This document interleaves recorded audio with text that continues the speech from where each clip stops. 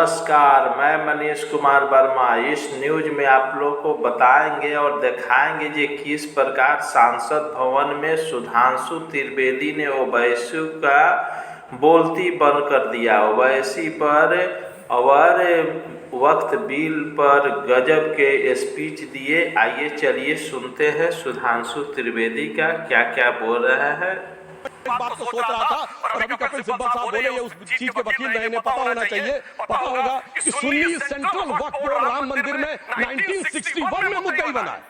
12 साल के बाद, क्योंकि के मोहम्मद ने लिखा है कि बहुत बड़ा तबका था जो मानता था कि हमें इस चक्कर में नहीं पड़ना चाहिए, मगर अफसोस कि वही लेफ्टिस्टों सेकुलरिस्टों ने उनको समझाकर इस मुकाम तक लाकर खड़ा कर लिया। अब यहाँ मैं एक और बात कहना चाहूँ, छोड़िए उन सरकारों ने बाद में क्या दिया, मगर उसके बाद सुनिए, इंदिरा जी के जमाने में मुस्लिम पर्सनल लॉ बोर्ड आया, तो राजीव जी के जमाने में शाबानो केस आया, तो नरसिम्हा राव के जमाने में 95 का एक्ट आया, तो मनमोहन सिंह जी के जमाने में 2013 का एक्ट आया, मगर इलाज नहीं निकला। तो इसे शेर में कहूंगा कि मरीजे सेकुलर इश्क पर लानत खुदा की, मर्द बढ़ता गया जो दबा की। अब मैं सभापति महोदय एक और बात कहना चाहता हूँ। शुरू के 20-25 साल में मुस्लिम समाज के बारे में मैं कहना चाहता हूँ। आज जब आजादी मिली तो मुस्लिम समाज के प्रतीक कौन थे? उस्ताद बिस्मिल्ला खां, उस्ताद फरीदुद्दीन डागर, उस्ताद बड़े गुलाम अली, उस्ताद जाकिर हुसैन, जिनकी अभी कुछ दिन पहले डेथ हुई, बड़े बड़े नगमा निगार, हसरत जयपुरी, मजरूर सुल्तानपुरी, साहिर लुधियानवी, कैफी आजमी, जोश बलियाबादी, जिगर मुरादाबादी। अब सर क्या हो गया? तब मुस्लिम समाज इन अदब के शाहकारों के साथ जोड़ा जाता था। आज मुस्लिम समाज का नेतृत्व किन लोगों के साथ जोड़ता है? इशरत जहां, याकूब मेनन, मुख्तार अंसारी, अतीक अहमद, दाऊद इब्राहिम, कौन जोड़ रहा है ये? तब से सर, जब से ये सेकुलर हो गया देश 1976 से और सेकुलर सियासत शुरू हुई, उसने ले जाकर इनको इस मुकाम तक पहुंचाया। और इस वक्त बोर्ड के बिल में भी जो बात कही जा रही है, सर मुस्लिम समाज को यह समझाया गया कि तुम्हें बीजेपी वालों को तुमसे बड़ी अदावत है, और कहा गया इनको बड़ी मोहब्बत है। जब ये देश आजाद हुआ, मैं उत्तर प्रदेश का रहने वाला हूँ, उत्तर प्रदेश में 1931 की संसद में 8% रेट ऑफ डेथ थी और सैयद मुसलमानों में 24% थी, यूपी की ब्यूरोक्रेसी में 20% थे। आज कहां चले गए सब? मैं एक लाइन में कहना चाहूंगा, ये अदावत और मोहब्बत की सियासत में ऐसे फंसे कि किसी को किसी की मोहब्बत ने मारा, किसी को किसी की अदावत ने मारा, मगर इस शराफत अली को सेकुलर सियासत ने मारा।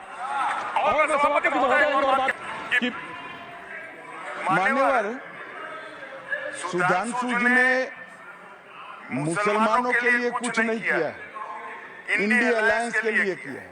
अब मैं एक एक कर बता देता हूं। अरे सुनो ना भाई, आप सुनो तो। अरे दिग्विजय सिंह सुनिए, मैं खड़ा हूं ना अपने पैर पर।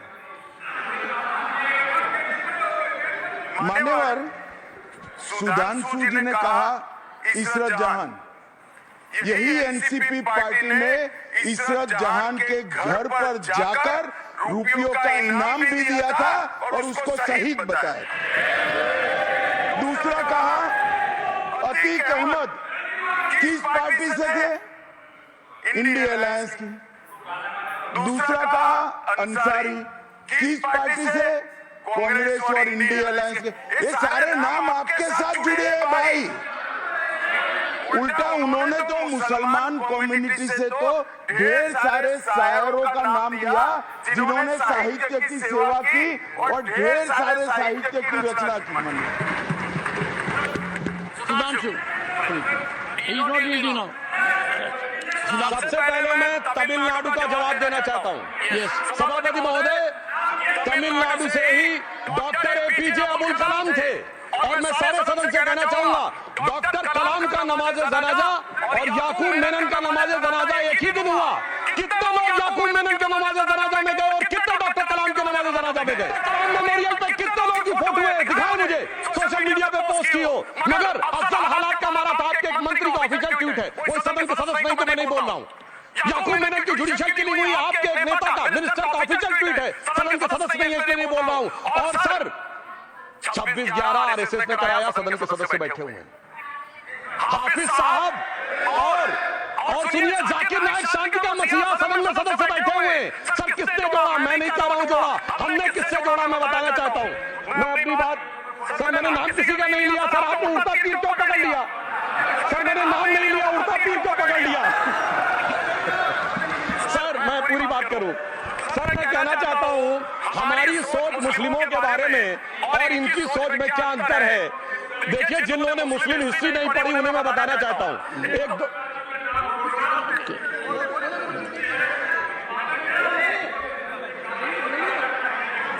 सभापति महोदय, मैं थोड़ा उन लोगों को इस्लामिक हिस्ट्री के बारे में बताना चाहता हूं। Honorable Divya Singh, please, no, I'll give a chance. I'll give. Honorable Divya Singh. माननीय सभापति महोदय, जो माननीय सदस्य ने बात कही है, मैं सुन रहा था डॉक्टर त्रिवेदी जी की बात। उन्होंने कहा था ऐसे मुसलमान हम लोगों के साथ हैं और वैसे मुसलमान इन लोगों के साथ हैं। बात यह है कि आपने जिस तरह से इस पूरी बात कही है ये घोर आपत्तिजनक है, अपमानित करती है और जो माननीय सदस्य ने भी मेरे बारे में भी कहा है मैं उनकी निंदा करता हूं। Honorable Home Minister. Honorable Home Minister. Honorable Home Minister. एक second Okay. One second. Your mic will be on.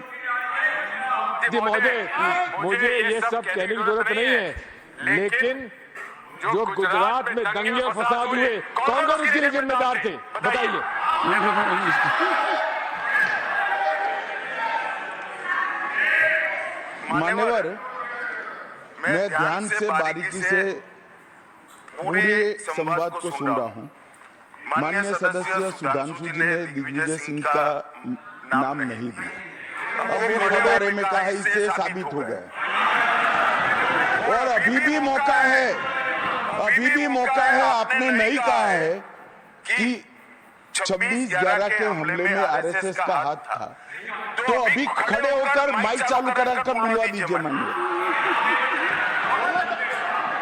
और आपत्तिजनक बात है, मैंने बात कभी नहीं कही है, ये आप लोगों का प्रचार है। मेरी आपत्ति इस बात की थी कि सभी माननीय सदस्य ने और बात कही है कि अब हमारे तरफ ऐसे मुसलमान थे और वैसे मुसलमान हम लोग की तरफ थे।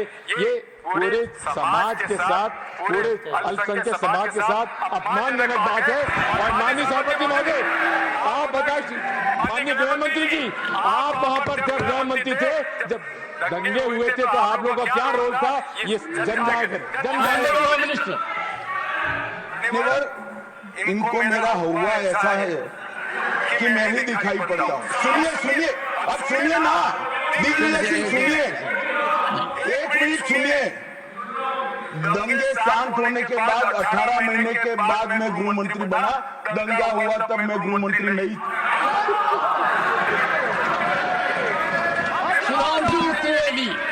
अंदर में किसी का नाम नहीं लिया। अजीज बर्मी की किताब थी 2611 एंड आरएसएस कॉन्स्पिरेसी, कोई जाके चेक कर ले उसमें कौन कौन कहां था। अब मैं मुसलमानों के बारे में कहना चाहता हूं, मुस्लिम समाज के लिए बहुत से लोग ऐसे हैं जिनको मुस्लिम समाज की हिस्ट्री नहीं पता है। मैं बताना चाहता हूं, भारत से जब न्यूमेरिक सिस्टम सबसे पहले गया तो अल जहर थे सबसे पहले, जिन्होंने जाके 1793 में जो सूर्य सिद्धांत था उसका अरबी में ट्रांसलेशन हुआ सिंध हिंद। और हम बता रहे हैं हम किस तरह के मुस्लिम को साथ रखते हैं। डॉक्टर कलाम से बड़ा आलिम इस्लाम में साइंसदान नहीं हुआ, और आरिफ मोहम्मद खान साहब जो बिहार के गवर्नर हैं उनसे बड़ा आलिम फाजिल मुसलमान आज सियासी जमात में तो नहीं होगा, ये मैं दावे के साथ कह सकता हूं। मगर मैं बताना चाहता हूं सर, उसके बाद उन्होंने एक किताब लिखी, एक 10th सेंचुरी के मुस्लिम राइटर थे जिन्होंने किताब लिखी, उसका नाम था the compendious book of balancing and completion according to Hindu calculation, जिसको शॉर्ट में अल जब्र कहा गया और वहां से अल जबरा निकला। और सर उसके बाद अल ख्वारिज़्म आया। और सर आज मेरे ख्याल से सदन के बहुत से लोगों को नहीं पता होगा, ये जो एल्गोरिथम वर्ड है ये अल ख्वारिज़्म से आया हुआ है। एक जमाने में इस्लाम में बैतुल हिकमत था, यानी वो सबसे बड़ा हिकमत का केंद्र था। जब एक से एक लोग होते थे, बहुतों को नहीं पता होगा कि कोलंबस ने जिस नक्शे के थ्रू दुनिया ट्रेवल किया था वो बनाने वाला भी एक मुस्लिम था, अल इदरीसी। मगर सर एल्गोरिथम आज ऐसा बदला कि एआई के एज में दलगत भावना से ऊपर औरंगजेब के साथ खड़े हो गए। सर ये एल्गोरिथम किसने बदल दिया ये मैं बताना चाहता हूं। इस पर थोड़ा सोचने की जरूरत है, इसलिए मैं कहता हूं मुस्लिम पॉलिटिक्स की सोच क्या थी। बढ़ाने के लिए MSJ बीजेपी न्यूज एक बार अवश्य देखें, अपना राय कमेंट बॉक्स पर अवश्य भेजें। जय हिंद, भारत माता की जय।